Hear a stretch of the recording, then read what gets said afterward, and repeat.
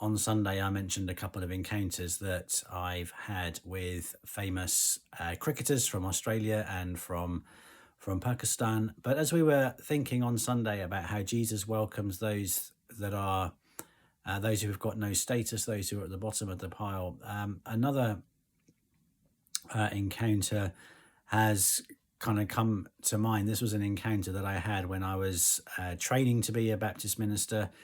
So I'd only been working in a church for a little while, and as a part of the service, I'd done some illustration that involved popping a whole load of balloons. And so I was very aware that as the service ended, all over the front of the church, there was lots of little fragments of burst balloons. And from a health and safety perspective, I knew that these needed to be cleared up. And so I had a broom ready, and I just started sweeping up these fragments of balloon. And an older lady, she was probably from West Africa.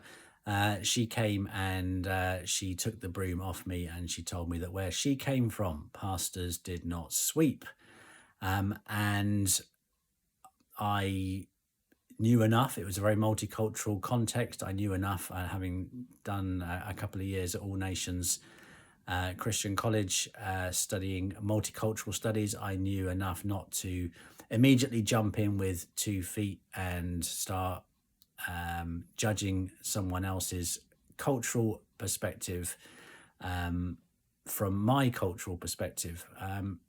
Now, quite a long time further on down the road, I might have some questions about her statement. Now, it could be a perfectly valid reason. I mean, we know from the book of Acts, for example, that there were certain things that the apostles didn't do, not because they were they felt that these roles were below them, but because they had a specific thing that God needed to do. And in order to make time for them to do those things, other people needed to step in and do some other practical tasks.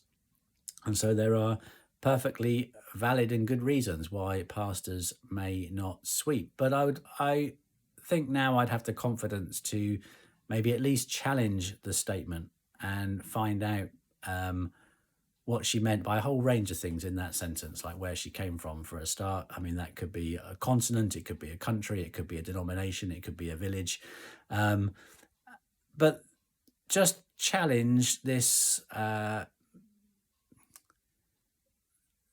at least raise some questions as to whether for pastors in her mind, there are certain things that they don't do because they are below them in status, because as we saw on Sunday, we follow Jesus, and Jesus took on the role of a servant. And so if there are ever things that we feel as disciples of Jesus, if we ever feel that there are things that are below us, things that we shouldn't do because they are below us, they're below our status, then I think we need to maybe come back and have a revisit and a rethink about who Jesus is and the things that Jesus did.